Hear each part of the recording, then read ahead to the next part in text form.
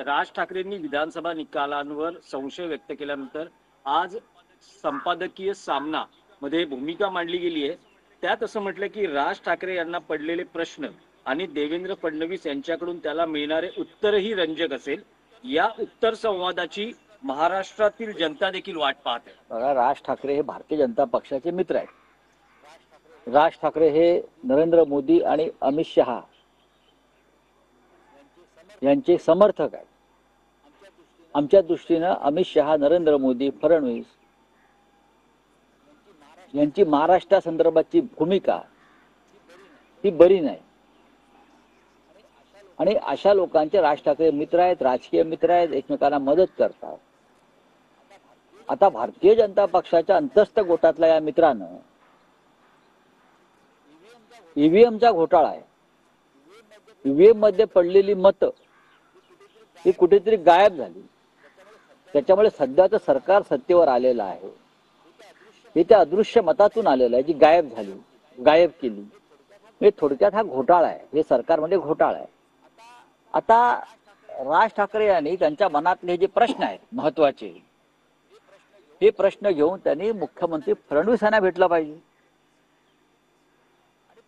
आणि फडणवीस काय उत्तर देतात त्या प्रश्नावर, हा संवाद अत्यंत महत्वाचा आहे आणि तो दोघांमधला संवाद लाईव्ह लोकांना दाखवला पाहिजे। राज ठाकरे त्यांना ईव्हीएम वर प्रश्न विचारतायत, घोटाळ्यावर प्रश्न विचारतायत, तुम्ही कसे मुख्यमंत्री झालात हे विचारतायत।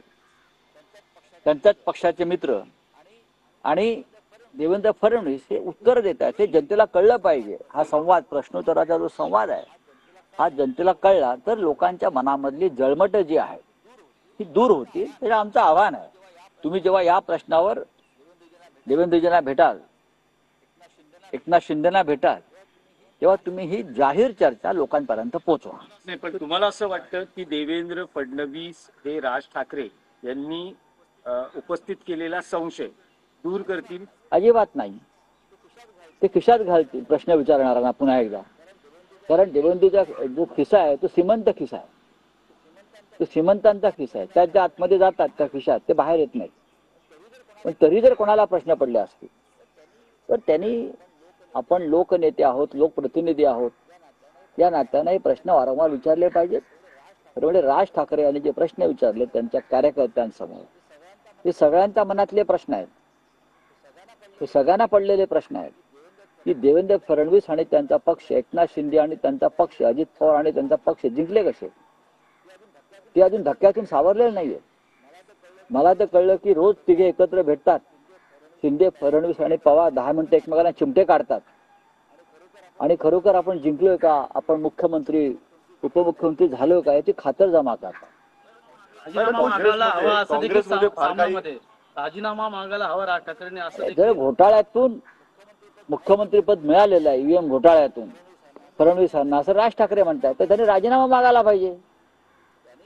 त्यांनी राजीनामा मागायला पाहिजे। त्यांच्यावर चहा कसला पिताय? उद्धव ठाकरे आणि एकनाथ शिंदे एकत्र आलं पाहिजे असं एकनाथ शिंदेच्या मंत्र्यांना का वाटतंय? ते तुम्हाला उद्याचा सामना वाचा, मग कळेल।